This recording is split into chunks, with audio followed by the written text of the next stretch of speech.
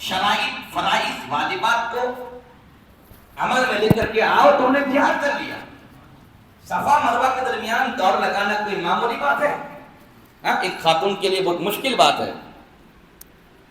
وہ نازک جسم ہوا کرتی ہیں. میرے آقا فرماتے صفا مروہ میں سعی کر لے.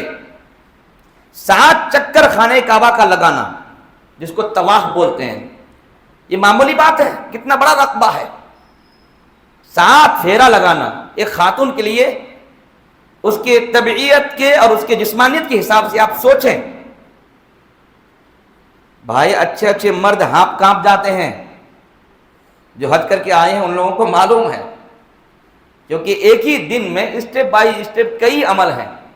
یہ کر لیا وہ کرنا ہے، یہ کر لیا وہ کرنا ہے. ٹینشن یہ ہے کہ راستہ خالی بھی نہیں ہے، اتنی آسانی بھی نہیں ہے. تو ایک بہت مشکل کام ہے یہ. اچھے اچھے مرد جو ہوتے ہیں اس میں ہانپ کانپ جاتے ہیں، لیکن ایک خاتون رب کی رضا کے لیے جب سعی کرتی ہے، طواف لگاتی ہے، سبحان اللہ، چکر لگاتی ہے، طواف کرتی ہیں، تو میرے آقا فرماتے ہو گیا، بس یہی تمہارا جہاد ہے. ہو گیا، یہی تمہارا جہاد ہے. یہ مذہب اسلام ہے کہ لوگوں نے یہ تو الزام لگایا کہ مذہب اسلام عورتوں کو کم حصہ دیتا ہے، لیکن بے وقوفوں کو یہ خبر نہ ہوئی کہ مذہب اسلام سب کو برابر حصہ دیتا ہے، اور عورت پر یہ کرم کیا ہے کہ ڈیوٹی 1 کرتی ہے اور ثواب 2 دیتا ہے. ڈیوٹی 1 کرتی ہے اور ثواب 2 دیتا ہے. ایک مرد جہاد جائے گا، ہاتھ پاؤں کاٹے گا، یا کسی کافر کا ہاتھ پاؤں وہ کاٹیں گے. یہ اگر کاٹ کے آئے تو کیا کہتے ہیں غازی، اور کٹ کے آئے تو شہید. سبحان اللہ. لیکن خون بہانا ہوگا.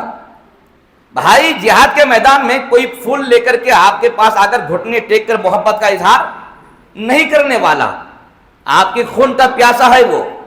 پتہ نہیں تیر کدھر سے برسے، تلوار کدھر سے چلے، کب پھر یہ سر تن سے جدا ہو جائے، ہاتھ قلم ہو جائے، نہیں خبر. یہ کشمکش ہے. اس ماحول میں جب کوئی مرد مجاہد ٹک جاتا ہے، پھر فاتح بن کے آتا ہے تو وہ غازی ہے، اور اسلام کے لیے خون کا تحفہ دیتا ہے تو وہ شہید ہے. تب جا کے اس کو کیا ملتا ہے؟ جہاد کا ثواب. کس کا؟ لیکن ایک خاتون خالی حج کرنے کے لیے آئی ہیں، اللہ اس کا حج بھی قبول کرتا ہے، اور بونس ایکسٹرا اللہ یہ دیتا ہے، لو میں نے تمہارا جہاد بھی قبول کر لیا. سبحان اللہ. تو یہ مذہب اسلام کی مہربانی دیکھیے عورتوں کے اوپر. یہ مہربانی ہے یا نہیں؟ کرم ہے یا نہیں؟ کہ ایک مرد 2 ڈیوٹی کرے گا تو تب جا کے اس کو 2 ثواب، اور ایک خاتون 1 ڈیوٹی کرتی ہے تو اللہ اس کو 2 ثواب دیتا ہے. سبحان اللہ. اس لیے جو لوگ مذہب پر انگلی اٹھاتے ہیں، ایسے لوگوں کو مذہب سمجھنے کی کوشش کرنی چاہیے. اور مذہب اسلام نے عورتوں کو کہاں کہاں کیا کیا منافع دیے ہیں، ان منافع کو دیکھنا چاہیے اور سمجھنا چاہیے کہ یقیناً عورت کو مذہب اسلام نے آگے رکھا ہے نا. اور یاد رہے یہ بھی فیصلہ دیکھیے آپ مذہب اسلام کا. کبھی ایسا نہیں کہ نہیں اس کو بلند کر کے سامنے والے کو نیچے کر دینا ہے، نیچے والے کو اوپر اٹھانا ہے، سامنے والے کو نیچے گرانا ہے. مذہب اسلام یہ نہیں کرتا. مرد کے قدم کے نیچے بھی جنت رکھ دیا اور عورت کے قدم کے نیچے بھی جنت رکھ دیا. سبحان اللہ. یہ کیوں؟ یہ باہمی رشتہ داری کی مضبوطی کے لیے. سبحان اللہ. یہ کرم کیا اللہ نے. مرد جب شوہر ہے، کیا بولیے؟ مرد جب شوہر ہے تو ہم ایسے شوہر ہیں کہ بیوی کے حقوق کو پاؤں کے نیچے رکھتے ہیں. بعض مرد تو بیوی کو نوکرانی سمجھتے ہیں، بعض مرد تو اپنی مردانگی کا، اپنی کمزور بیوی پر دھونس جماتے ہیں. لیکن اس مرد کو یہ معلوم نہیں کہ اگر آج تمہارے قدم کے نیچے جنت ہے، بیچلر تھے تو نہیں تھی جنت، غیر شادی شدہ تھے تو جنت نہیں تھی. جب تم نے آدم کی کسی بیٹی سے شادی رچایا، وہ خاتون تمہارے نکاح میں آئی تو اس کے نکاح میں آنے کی وجہ سے تیرا رتبہ بلند ہو گیا، جنت تیرے قدموں کے نیچے آ گئی. سبحان اللہ.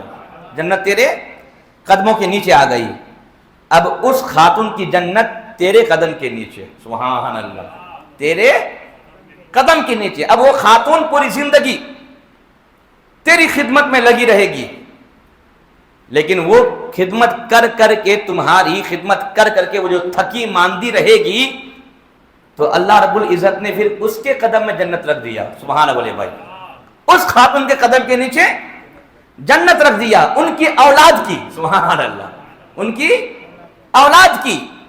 تو وہ خاتون اپنے شوہر کی خدمت میں بیسٹ مصروف، اور اللہ نے ان کی اولاد کو ماں کی خدمت میں مصروف کر دیا، سبحان اللہ۔ کیا نظام ہے، ذرا دیکھیے آپ، آئیڈیا کیجئے، تصور کیجئے کہ رب نے کیا نظام بنا کے رکھا ہے۔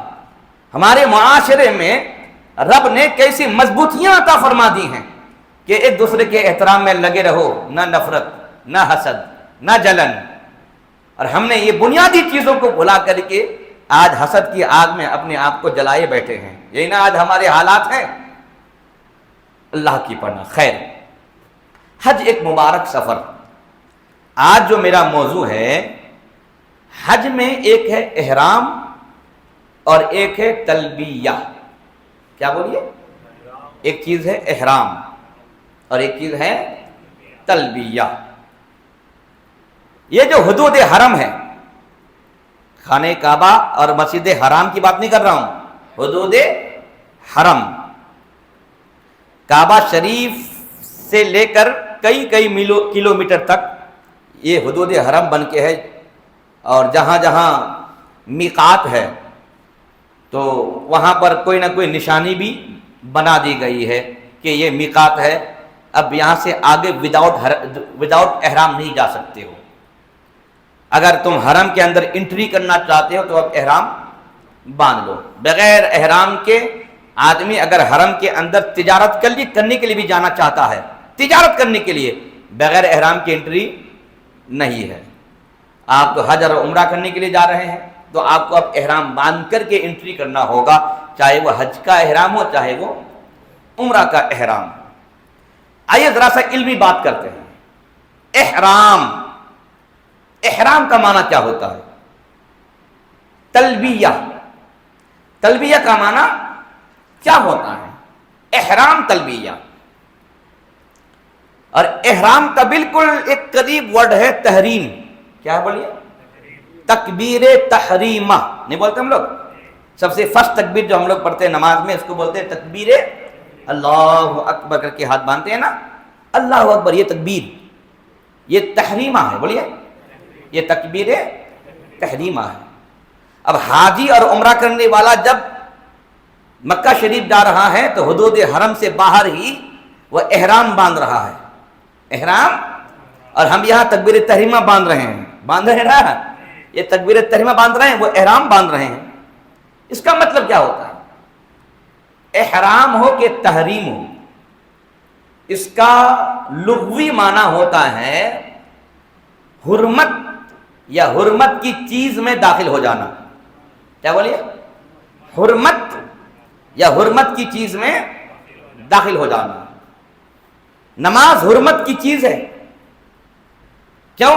نماز سے باہر تھا، کھانا جائز تھا، پینا جائز تھا، بریانی جائز تھی، خشکا جائز تھا، سب جائز تھا، جو بھی حلال چیز ہیں، یہ ساری حلال چیزیں جائز تھیں، بیوی سے ملنا بھی جائز تھا، سب تھا نا، آؤٹ آف نماز سب جائز ہے۔ لیکن جب ہم نے یوں ہی یہ تکبیر پڑھی، اس تکبیر نے ہم پر وہ ساری چیز حرام کر دی، اس تکبیر نے ہم پر وہ ساری چیز حرام کر دی۔ اب تکبیر ہم نے باندھ لیا، نہ کھا سکتے نہ پی سکتے، جو بھی حلال چیزیں آؤٹ آف نماز ہمارے لیے تھیں اب وہ حرام ہو گئی ہے نا؟ کیوں؟ کیونکہ اس تکبیر نے ہم لوگوں کو حرمت میں داخل کر دیا۔ کیا بولیے؟ حرمت کی چیز میں داخل کر دیا، اور حرمت کی چیز وہ نماز ہے، تو کیا بولیے؟ نماز۔ بات سمجھ آئے گی نہیں؟ ویسی ہی حج اور عمرہ کے لیے جو ہم احرام باندھتے ہیں، جو ہی ہم نے احرام باندھا، احرام نہیں باندھا تھا، آؤٹ آف حرم تھا، شکار بھی کر سکتے تھے، سلا ہوا کپڑا بھی پہن سکتے تھے، بولیے نا، ہے نہیں؟ سبحان اللہ بول بھائی، شکار کر سکتے تھے، سلے ہوئے کپڑے پہن سکتے، خوشبو مل سکتے، سب کر سکتے، ہے نا؟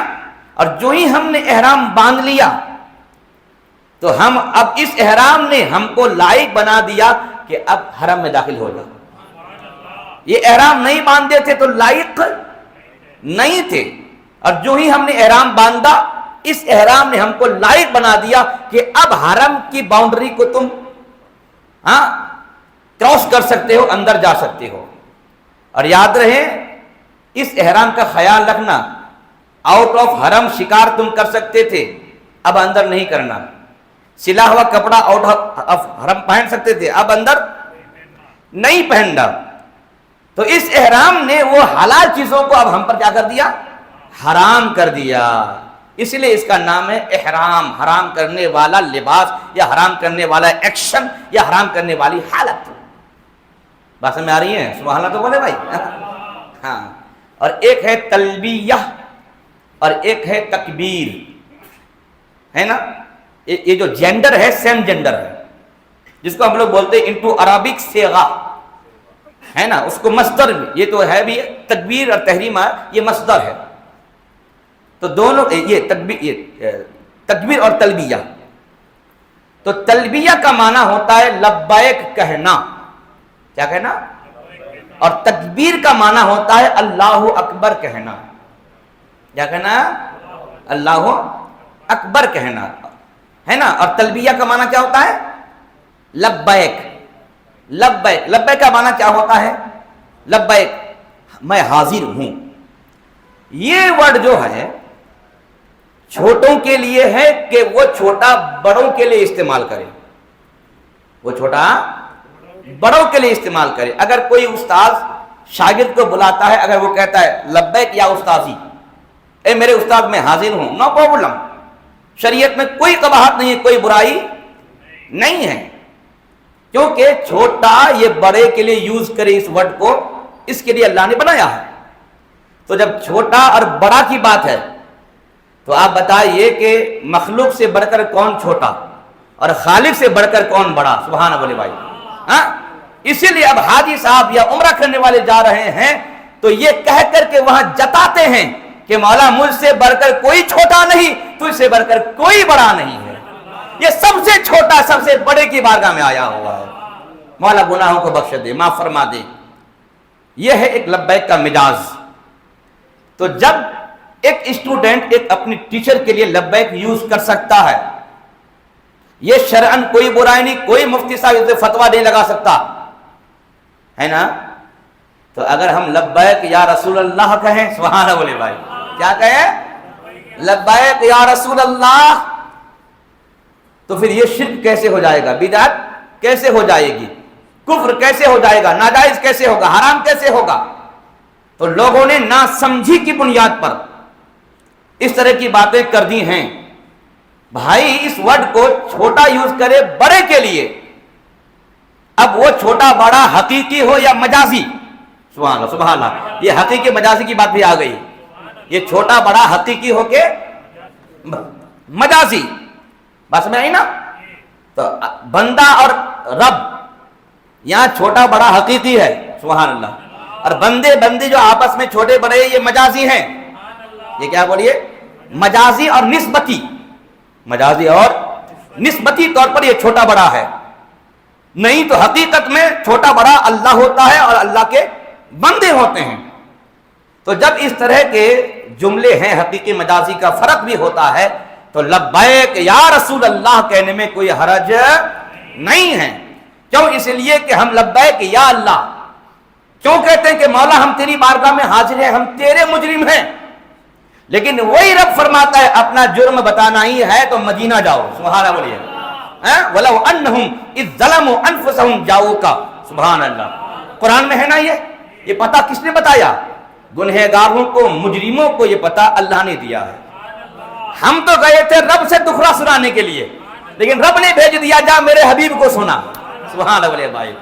پھر میرے حبیب بھی تمہارے لیے استغفار کریں گے, تم بھی کرو گے, دو استغفار جب مل جل کے میری بارگاہ میں آئے گا تو مجھے معمولی نہیں بہت بڑا بخشنے والا پا جاؤ گے.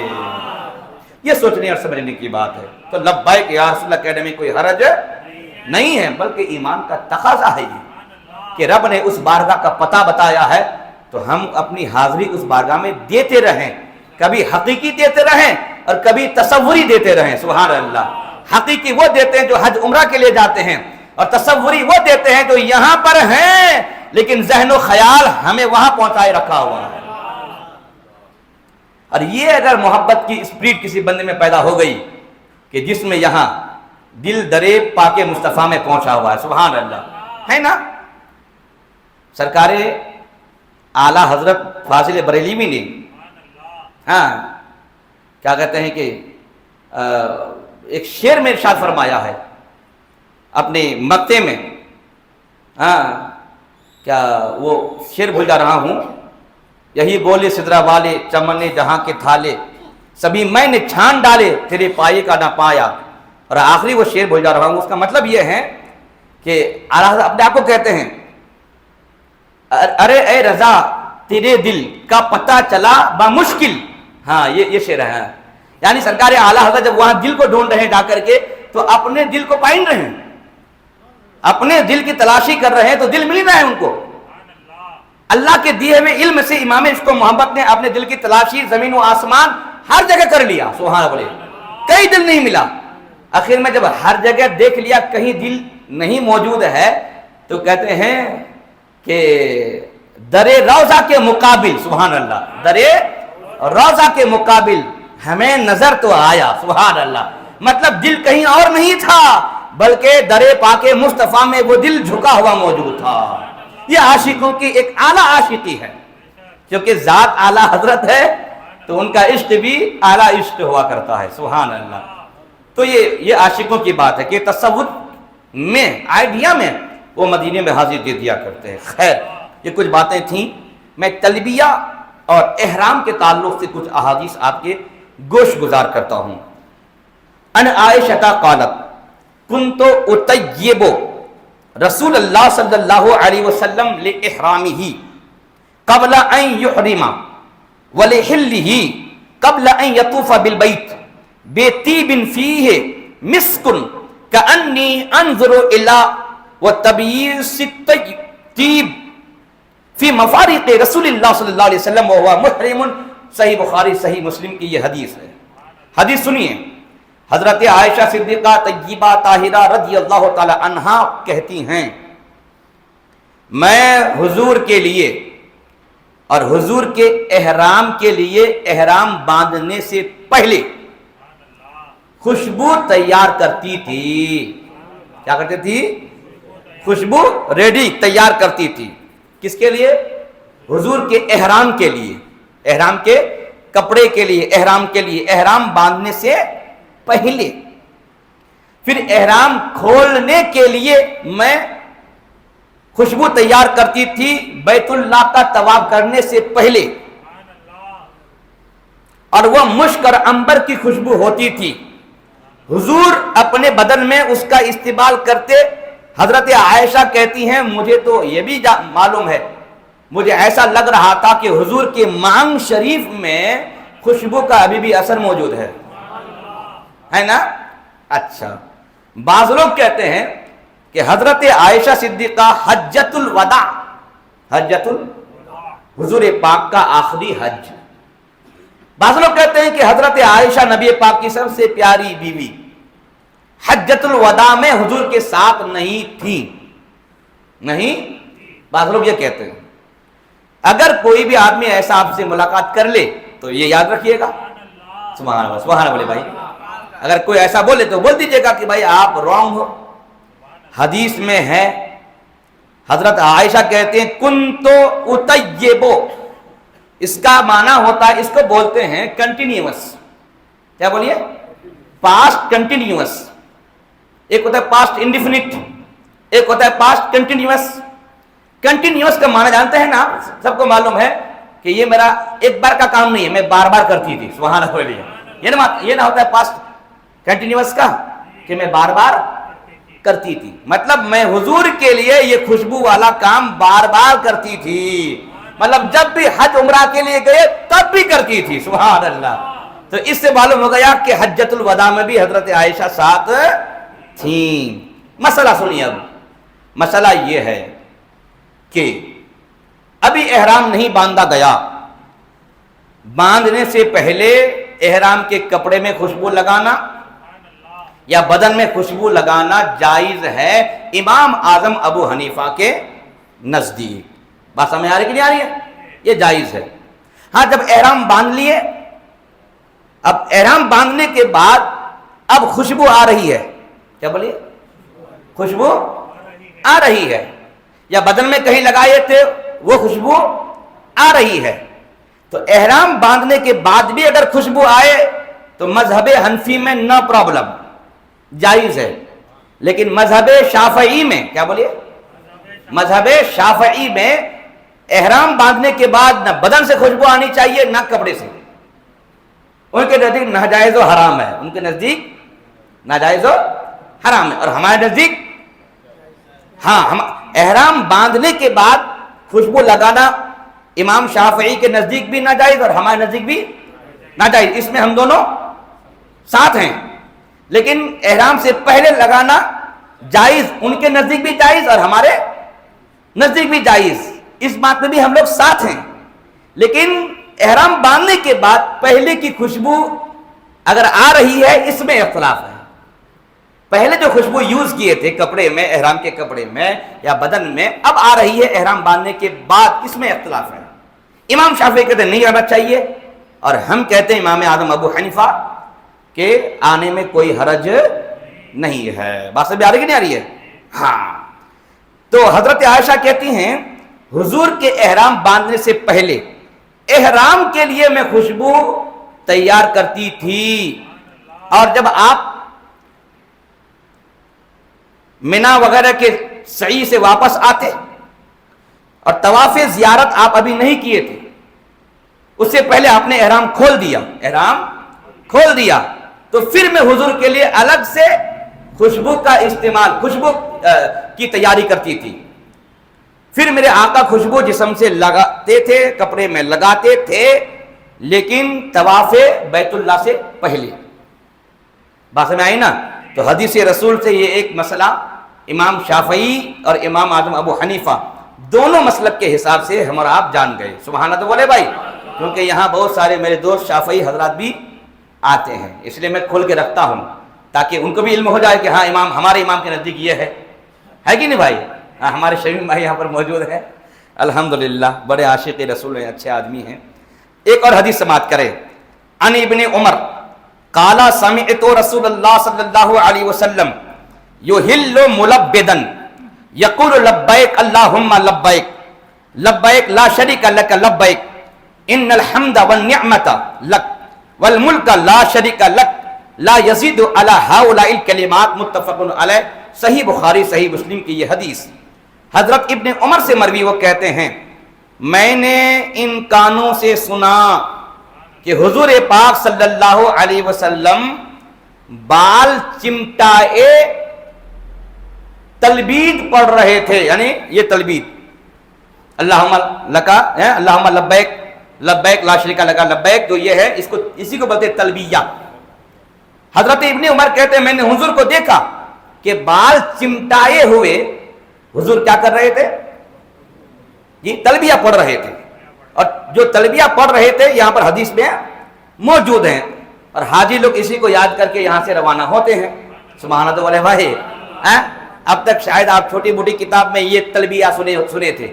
میں نے آج آپ کو بخاری کی حدیث سے نکال کے دکھایا کہ نہیں دکھایا کہ بھائی یہ کوئی نیا کام نہیں ہے، یہ وہ کام ہے جس کام کو حضور نے کیا ہے. سبحان اللہ. اور حضور نے جو ورڈ یوز کیے ہیں وہ ورڈ یہاں پر موجود ہیں. تو ہماری اور آپ کی یہ خوش نصیبی نہیں کہ اللہ تعالی ہم کو وہ سفر دے رہا ہے جس سفر کو حضور نے کیا ہے، اور اس سفر میں ہمیں وہ بولیاں بولنے کا موقع مل رہا ہے جو بولیاں میرے حضور نے بولی ہیں. سبحان اللہ. یہ کرم کی بات ہے.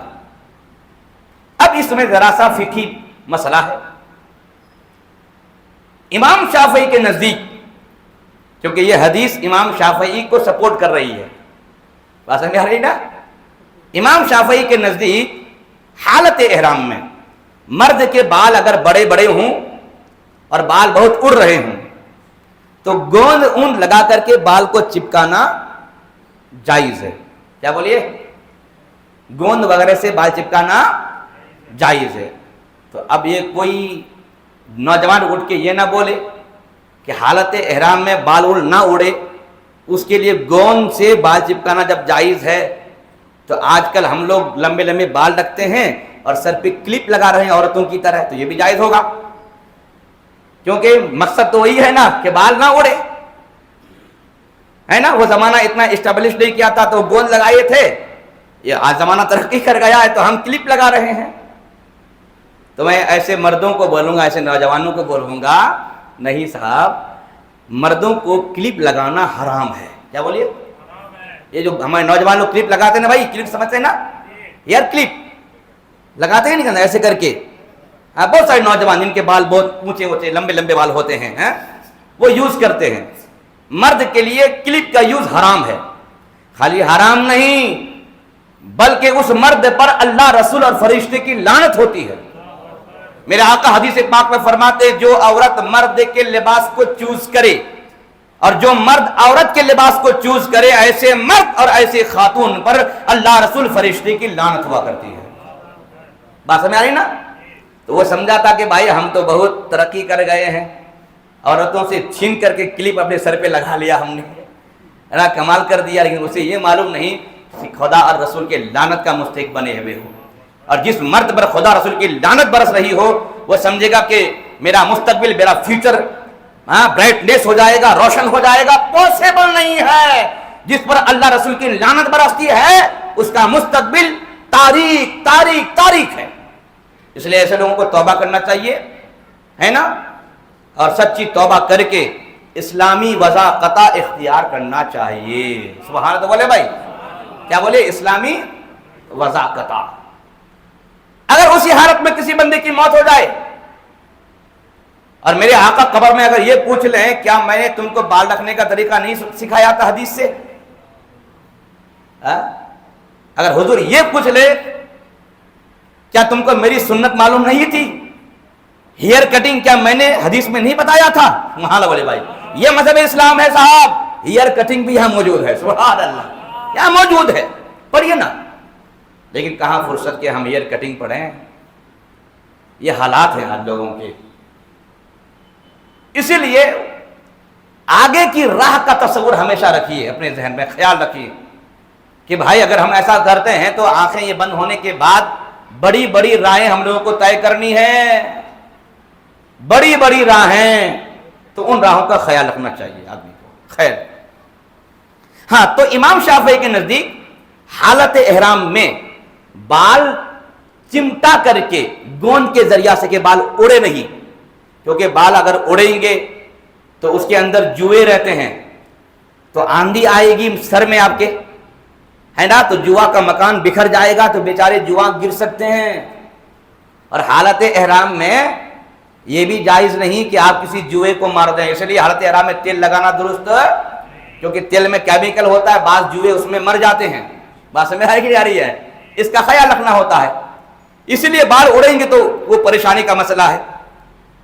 تو اگر حالت احرام میں بھی اگر کوئی اس طرح چمٹ لیتا ہے، جائز ہے امام شافعی کے نزدیک، لیکن امام اعظم ابو حنیفہ کے نزدیک ناجائز ہے، کیونکہ امام اعظم ابو حنیفہ فرماتے ہیں کہ بالوں کو اس طرح گوند لگا دینا یہ سر ڈھانکنے کی طرح ہے، اور حالت احرام میں مرد کے لیے سر ڈھانکنا حرام ہے۔ حالت احرام میں مرد کے لیے سر ڈھانکنا حرام ہے، جائز نہیں ہے۔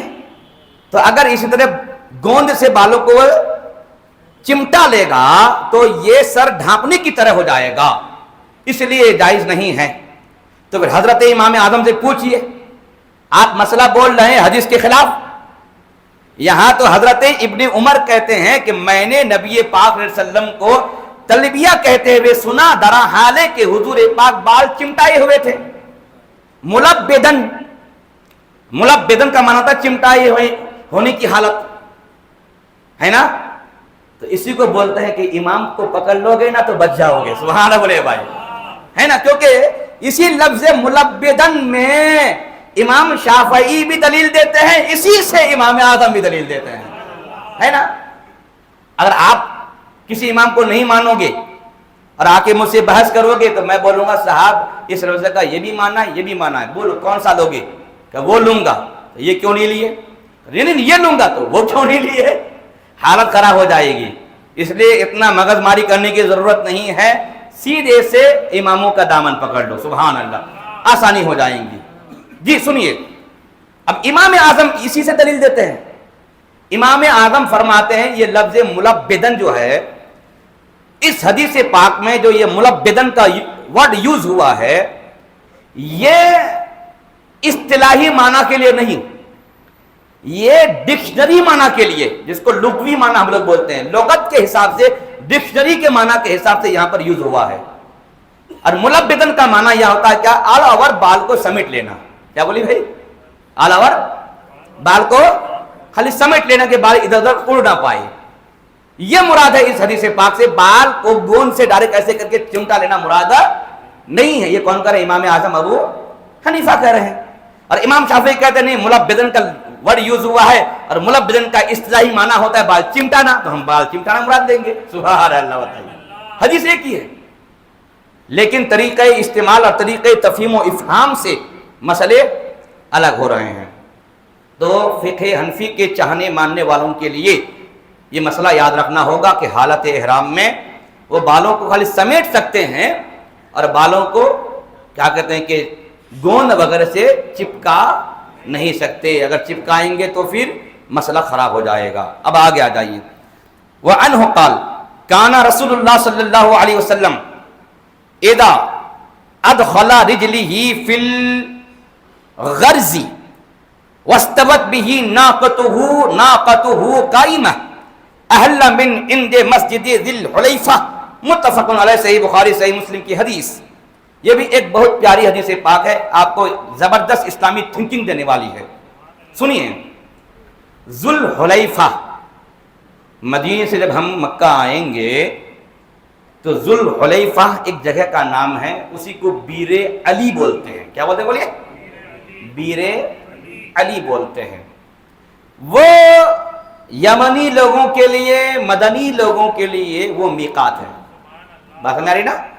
یمنی اور مدنی لوگوں کے لیے، یعنی ہر وہ ملک جس کا راستہ مدینہ ہو کر کے ہے، ان لوگوں کی وہ میقات ہے۔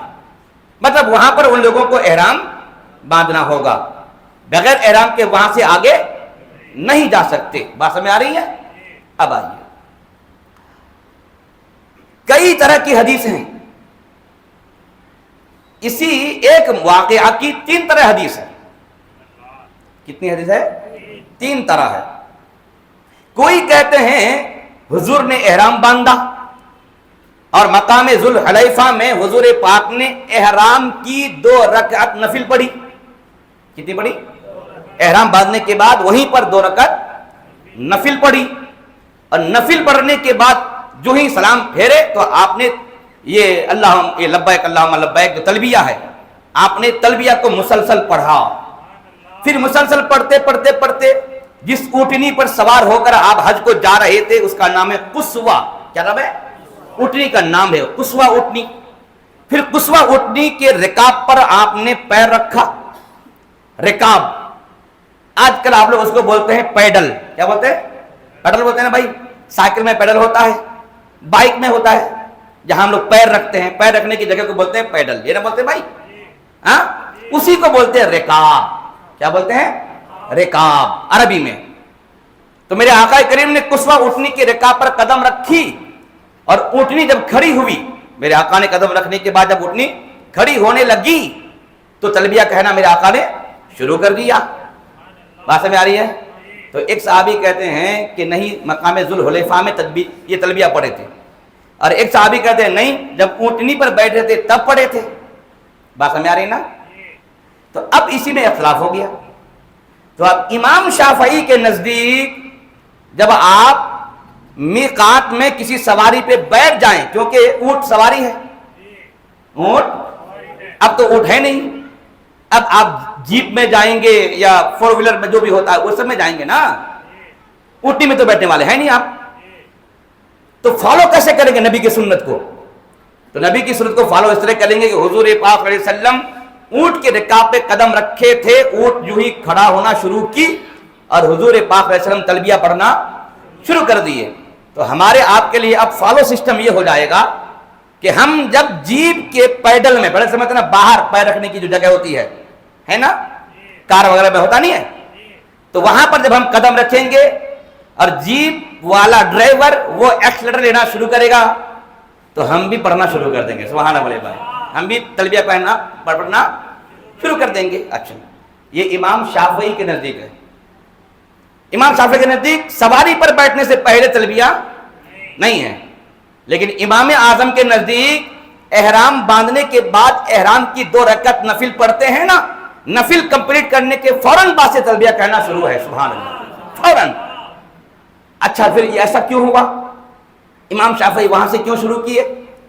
تو ممکن ہے کہ امام شافعی کو وہی والی حدیث ملی, کیونکہ صحابی جو روایت کی ہے نا, تو تمام صحابہ حضور کو ایسے کر کے ٹوہ مار کر کے دیکھتے رہتے تھے کہ ایسا چھوڑ رہا ہے. ہاں, حضور کو دیکھ لیے, پھر اپنا بھی کام ہے, خیمہ بھی ہے, کپڑا لتا ہے, سب سمیٹنا بھی ہے کہ نہیں ہے. تو کنٹینیو حضور کو دیکھتے رہنا ممکن تو نہیں ہے. تو ایک صحابی نے دیکھا کہ حضور پاک احرام کے بعد نفل پڑھے, نفل پڑھنے کے بعد تلبیہ پڑھے, تو انہوں نے وہی روایت بیان کر دی. سبحان اللہ. اور ایک صحابی ہیں, انہوں نے دیکھا کہ حضور پاک علیہ وسلم جب سواری پہ بیٹھے تب تلبیہ پڑھے, اور یہ پہلی والی تلبیہ میں غیر حاضر تھے. سبحان اللہ بھائی, یہ پہلے والے تلبیہ میں, تو انہوں نے وہ بیان کر دیا. اسی لیے کہتے ہیں امام اعظم کی شان اونچی اور نرالی ہے. سبحان اللہ بولیے, کیونکہ ان کی نگاہ ایک نہیں, ہر ایک حدیث پر رہتی ہے. اس لیے میرے امام کہتے ہیں نہیں, نفل پڑھ کے شروع کرو, یہاں بھی پڑھو وہاں بھی پڑھو, تاکہ تمام حدیثوں پر عمل ہو جائے. سبحان اللہ, سبحان اللہ. جی, ایک اور حدیث سماعت کریں. ان ابی سعید الخدری قال خرجنا مع رسول اللہ صلی اللہ علیہ وسلم نصرخ بالحج صراخا, رواہ مسلم, صحیح مسلم میں یہ حدیث پاک موجود. راوی حضرت ابو سعید خدری رضی اللہ تعالی عنہ ہیں. میرے آقا وہ فرماتے ہیں ہم رسول پاک صلی اللہ علیہ وسلم کے ساتھ حج کو نکلے. مراد حجۃ الوداع. کیا بولیے مراد کیا ہے؟ حجۃ الوداع. ہم صحابہ اکرام, ہم صحابہ حضور پاک کے ساتھ حج کو نکلے, اور ہماری حالت کیا تھی؟ کہتے ہیں نصرخ بالحج صراخا, اور ہم حج کا شور مچاتے تھے. کیا کہتے تھے؟ حج کا شور مچاتے تھے, شور مچاتے تھے. اس کا کیا مطلب سمجھنا, یعنی یہ تلبیہ ہی پڑھتے تھے. سبحان اللہ. حج کا شور مچانے کا مطلب یہ تلبیہ پڑھتے تھے. اچھا, شور مچانے کی وجہ کیا تھی؟ حدیث میں ہے میرے آقا کریم نے حجۃ الوداع کے موقع پر جب حج کی تیاری کی تو آپ نے فرمایا کہ اعلان کرو, شور مچاؤ, اعلان کرو. اور اس اعلان کی وجہ کیا تھی؟ پہلی وجہ یہ تھی کہ لوگوں کو معلوم ہو جائے کہ حضور بھی حج کو جا رہے ہیں, اور اعلان کی دوسری وجہ یہ ہے کہ حضور جا رہے ہیں تو لوگوں کو شوق پیدا ہوگا کہ ہم بھی حج کو جائیں گے. سبحان اللہ, ہم بھی حج کو جائیں گے. اور دوسرے کو شوق دلانے کے لیے حج کا اعلان جائز ہے. آج بھی اگر کوئی حاجی صاحب حج کرنے کے لیے جا رہے ہیں اور ان کے بازو والا, ان کے سامنے والا, ان کے آگے والا, ان کے پیچھے والا, دائیں والا سب حج کرنے کے قابل ہے, لیکن پھر بھی پیسے سے محبت ہے, اتنا خرچہ ہو جائے گا 4-5 لاکھ روپے, ہے نا, پیسے سے محبت, اور حج نہیں کر رہا ہے, ڈیلے پر ڈیلے کر رہا ہے. تو اب پڑوسی حج کو جا رہا ہے اور جم کے دعوت کر رہا ہے. سبحان اللہ. اور نیت یہ ہے کہ میرے اڑوس پڑوس کے لوگ بھی اس مسئلے میں بیدار ہو جائیں, اور ان کو بھی معلوم ہو جائے کہ جن پر حج فرض ہے ان کو فوراً حج کرنا چاہیے. اگر تاخیر پر تاخیر کریں گے تو فاسق ہو جائیں گے, تاخیر پر تاخیر کریں گے تو اب فاسق ہو جائیں گے. یہ شرعی مسئلہ ہے.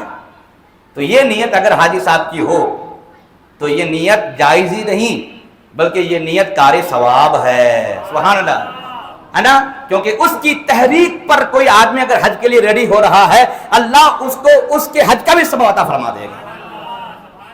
یہ ہے اس میں. ہاں, اگر یہ نیت ہو کہ ہماری دعوت سے اڑوس پڑوس کے سب لوگ جان جائیں کہ میں حج کو جا رہا ہوں, اور سب الرٹ رہیں کہ میرے آنے کے بعد سب ہم کو حاجی حاجی ہی کہیں, تو اس کا حج اس کے گردن سے اوپر نہیں جانے والا ہے, اس کے گردن سے اوپر, کیونکہ ریاکاری, ایگزیبیشن, یہ شرک خفی کا نام ہے. کیا بولیے؟ شرک خفی کا نام ہے. شرک خفی کا مطلب ہوتا ہے عظیم گناہ کا نام ہے, عظیم گناہ کا نام ہے.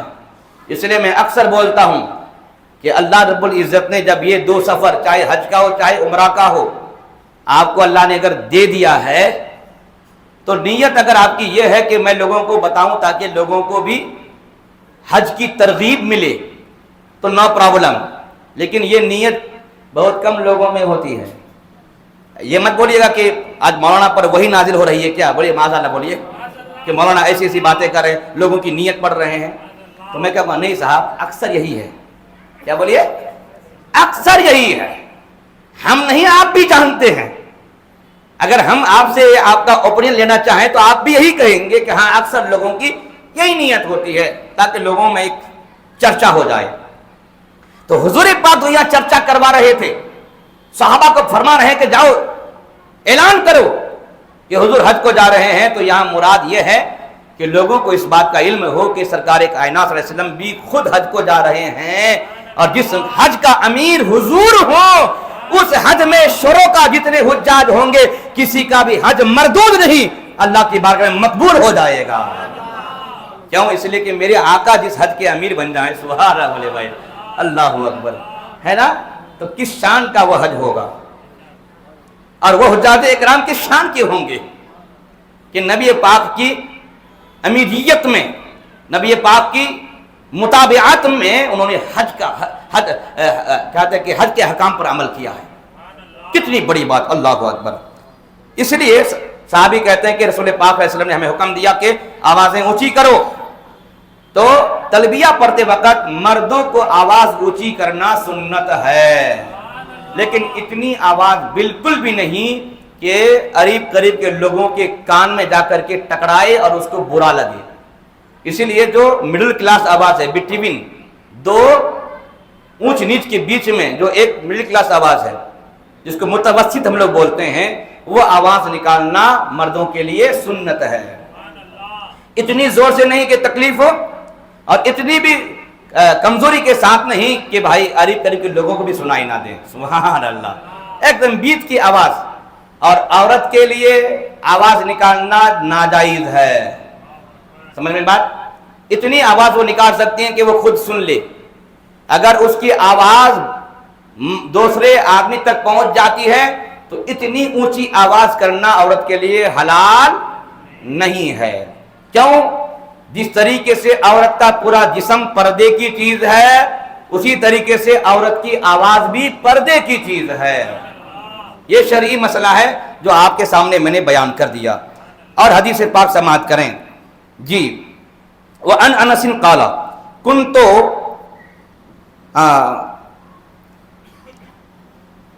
كُنْتُ رَدِيفَ أَبِي طَلْحَةَ, یا ردیف بھی پڑھ سکتے ہیں. وَأَنَّهُمْ لَا يَصْرُخُونَ بِهِمَا جَمِيعًا الْحَجِّ وَالْعُمْرَةِ, رواہ البخاری, بخاری کی حدیث ہے. حضرت انس سے روایت ہے, وہ فرماتے ہیں کہ میں ابو طلحہ کا ردیف تھا. یہ انس, ان کے بارے میں آپ لوگ جانتے ہیں کہ یہ انس جو ہیں ہمارے حضور کی بارگاہ کا خاص خادم. سبحان اللہ, کیا خادم بولیے؟ 10 سال انہوں نے خدمت کی, 10 سال. اور حضور کے اخلاق کے بارے میں یہ کمٹمنٹ دیتے ہیں, کہتے ہیں 10 سال میں نبی پاک کی بارگاہ میں خدمت کی, کتنا الٹا سلٹا میں نے کام کیا, ایک کام میں بھی میرے آقا کریم نے ڈانٹا تو کیا, آنکھ بھی چڑھا کے نہیں دیکھا. سبحان اللہ بھائی, ڈانٹا تو دور کی بات, آنکھ بھی چڑھا کے نہیں دیکھا. یہ انس ہیں. سبحان اللہ, یہ کیا ہے بولے؟ انس ہے. ان کی امی ام سلیم ہے, ان کی امی جان ام سلیم. اور ام سلیم وہ خوش نصیب خاتون کہ دوپہر میں کھانا کھانے کے بعد قیلولہ شریف کرنے کے لیے کبھی کبھی میرے آقا ان کے گھر جایا کرتے تھے, ام سلیم کے گھر جایا کرتے تھے. حضرت انس ان کی ماں ام سلیم, لیکن حضرت طلحہ, یہ ابو طلحہ, یہ حضرت انس کے سوتیلے باپ, حضرت انس کے سوتیلے باپ. تو وہ کہتے ہیں کہ میں اپنے سوتیلے باپ کا ردیف تھا حج کے سفر میں. ردیف مینس, ردیف کا معنی ہوتا ہے بائک کی پچھلی سیٹ. کیا بولے بھائی؟ बाइक की पिछली सीट को बोलते हैं रदीफ। सुभान अल्लाह नहीं बोलेंगे भाई? इल्म बढ़ रहा है कि नहीं बढ़ रहा है? मालूमात बढ़ रही कि नहीं बढ़ रही है भाई? हाँ, हदीस सामने है। सुभान अल्लाह।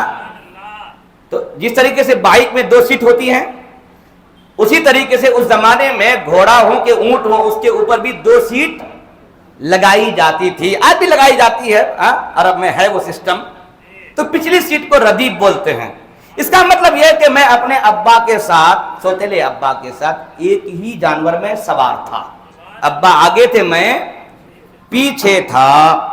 उसके बाद कहते हैं, और तमाम सहाबा इकराम ये तलबिया में अपनी आवाज को बुलंद कर रहे थे, और तलबिया में हज और उम्रा दोनों यूज करते थे, है ना? यानी अल्लाहुम्मा लब्बैक बिल हज वल उम्रा, अल्लाहुम्मा लब्बैक बिल हज वल उम्रा, लफ्ज हज और लफ्ज उम्रा दोनों इस्तेमाल करते थे। दोनों, इसका मतलब क्या जानते हैं? आइए कुछ इल्मी बात सुनिए। हज 3 किस्म का होता है। कितने बोलिए? हज 3 किस्म का होता है। नंबर 1 इफराद। क्या बोलिए? इफराद। इफराद का माना होता है कि आपने मीकात में सिर्फ हज की नियत किया है। क्या बोलिए? सिर्फ हज की नियत आपने किया और एहराम बांध लिया हज की नियत से, इसका नाम है इफराद। और एक का नाम होता है तमत्तो। क्या बोलिए? तमत्तो, ता मीम ता ऐन, तमत्तो। इसका मतलब होता है कि आपने मीकात में एहराम बांधा था उम्रा की नियत से। क्या? उम्रा की नियत से, और आप हरम के अंदर इंटर हो चुके हैं। फिर उसके बाद आप उम्रा कर रहे हैं। जब आप तवाफ कर रहे हैं तो अभी 4 तवाफ पूरे नहीं हुए थे, क्योंकि 4 तवाफ अगर पूरे हो गए ना तो आप किसी काम को चेंज नहीं कर सकते, अब वही काम करना होगा। तो 4 तवाफ अभी पूरे नहीं हुए थे। इससे पहले आपने चेंज कर दिया। क्या कर दिया? क्या किया था? आप तो उम्रा कर रहे थे। बोलिए भाई, क्या कर रहे थे? उम्रा कर रहे थे। अभी 4 चक्कर पूरे नहीं हुए हैं, उससे पहले आप कह रहे नहीं मैं हज की नियत कर रहा हूं। सुभान अल्लाह भाई, इसको बोलते हैं तमत्तो। तमत्तो मीन्स एक चीज को छोड़कर दूसरी चीज में छलांग लगाना फायदे की नियत से। क्या बोलिए? फायदे की, क्योंकि उम्रा भाई सुन्नत है, हज तो फर्ज है। उम्रा सुन्नत है, हज फर्ज है, इस हिसाब इसको तमत्तो बोलते हैं। और एक होता है क़िरान। क्या होता है? हाँ, बड़ी काफ रा अलिफ नून, क़िरान। इसका माना होता है मीकात में जब हम एहराम बांधेंगे तो वहीं पर हज और उम्रा दोनों की नियत साथ कर लेंगे, एक साथ। इसको बोलते हैं क़िरान। अब 3 तरह का हज है ना? और ये 3 तरह का हज जो है कहां से अइम्मा इकराम ने निकाला, फुक़हा इकराम ने कहां से निकाला? समझने की बात है। हाँ, तो हुजूर पाक जो हज कर रहे थे, तो जो आदमी क़िरान करता है, क्या करता है? उस आदमी को ये अथॉरिटी रहती है कि आप जब तलबिया पढ़ोगे तो आपको इख्तियार है कि कभी आप हज का वर्ड यूज करो, कभी आप उम्रा का वर्ड यूज करो। तो अब मेरे आका जब जा रहे थे, हालांकि मेरे आका ने क़िरान किया था, हज उम्रा दोनों की नियत से आपने इहराम बांध लिया, और रब ने जब अथॉरिटी दिया है तो मेरे आका उसको यूज कर रहे थे, फॉलो कर रहे थे। तो कभी तलबिया में हज का इस्तेमाल करते थे, कभी उम्रा का। तो जिसने हज सुना तो उस सहाबी ने यह समझा कि मेरे आका हज की नियत की है खाली, यानी इफराद की। क्या बोले? इफराद की। और बाद लोगों ने खाली उम्रा सुना तो बाद ने यह समझा कि उम्रा की नियत की है ना? यानी उम्रा की नियत की है, फिर उसके बाद तमत्तो कर जाएंगे, तो उन्होंने तमत्तो समझ लिया। और बाद ने ये सुना कि मेरे आका हज भी बोल रहे हैं और उम्रा भी बोल रहे हैं। सुभान अल्लाह भाई। तो 3 तरह के सहाबी ने 3 तरह के एक्शंस को जब हदीस में बयान किया, ये सामने आया। इसलिए कहते फ़िक़्ह हनफी सबसे शानदार फ़िक़्ह। सुभान अल्लाह, क्योंकि मेरे इमाम आज़म की निगाह बहुत दूर की है। सुभान अल्लाह तो बोले भाई। तो मेरे इमाम ने फरमाया, हुजूर ने क़िरान की नियत की, इफराद की भी नहीं और तमत्तो की भी نہیں تو کہا نہیں صاحب وہ فلانا صاحب تو بول رہے ہیں کہ میں نے خالی عمرہ سنا، نہیں صاحب وہ فلانا صاحب بول رہے ہیں میں نے حج سنا. تو وہاں امام اعظم کہتے ہیں کہ صحیح سنے ہو آپ، غلط نہیں سنے ہو، کیونکہ میرے آقا کو اللہ نے اختیار دیا ہے کہ جو حج قران کرتا ہے وہ کبھی حج ورڈ یوز کرے اور کبھی عمرہ، کبھی دونوں کو ملا کر کے. سبحان اللہ. اس لیے میرے آقا اس طرح جب یوز کیے تو جس نے جیسا سنا اس نے ویسی روایت کر دی. تو فقہ حنفی میں قران سب سے افضل ہے، قران حج سب سے افضل. فقہ شافعی میں افراد، فقہ شافعی میں افراد سب سے افضل حج ہے. اور فقہ امام احمد بن حنبل میں تمتع، کیا بولے نا، تمتع. تو آپ بولو کہ صاحب ایسا کیوں ہو گیا ہے نا، یہ افضل کی بات کہاں سے آئی؟ تو یہ افضل کی بات نبی کا حج ثابت کرنے میں آئی. یعنی شافعی حضرات نے یہ ثابت کیا کہ حضور نے افراد کیا تھا تو ان کے نزدیک افراد افضل. امام احمد بن حنبل نے یہ ثابت کیا کہ حضور نے تمتع کیا تھا تو ان کے نزدیک تمتع افضل. لیکن میرے امام اعظم ابو حنیفہ نے قران ثابت کیا ہے، اس لیے فقہ حنفی میں قران افضل ہے. تو یہ افضلیت کی بات کہاں سے آ رہی ہے؟ نبی کے حج ہونے میں، نبی کا حج ہونے میں کہ حضور نے کون سا حج کیا، جو بھی کیا وہی افضل ہے، جو بھی کیا ہے وہی افضل ہے. سبحان اللہ سبحان اللہ. بہت ساری باتیں بھی باقی ہیں، انشاءاللہ آپ کو میں دعوت دوں گا کہ اتوار کو مغرب کی نماز کے بعد جو درس حدیث کی محفل منعقد ہوتی ہے، یہ بقایا احادیث ہے نا تلبیہ اور احرام کے تعلق سے جو ہیں ابھی میں اس دن سناؤں گا. اللہ تعالی ہم سب کو شرکت کی توفیق عطا فرمائے.